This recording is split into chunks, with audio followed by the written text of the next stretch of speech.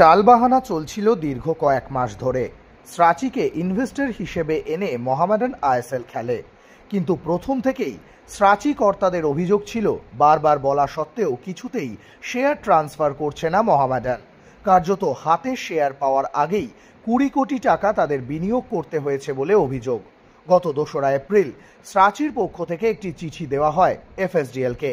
সেখানে স্পষ্ট লেখা ছিল মোহামেডান এবং আর এক ইনভেস্টর বাংকার হিলের সঙ্গে মতানৈক্যের জন্য তারা আর মোহামেডানের সঙ্গে যুক্ত থাকবে না। তারপরেও মোহামেডান কর্তাদের পক্ষ থেকে বারবার বলা হচ্ছিল সমস্যা মিটে যাবে, কিন্তু এবার মোহামেডানের চরম হুঁশিয়ারি এলো এফএসডিএল এর পক্ষ থেকে। সেই চিঠিতে স্পষ্ট বলা হয়েছে আইএসএল এ খেলতে গেলে প্রতিটা ক্লাবের অর্থনৈতিক নিশ্চয়তা থাকতে হবে।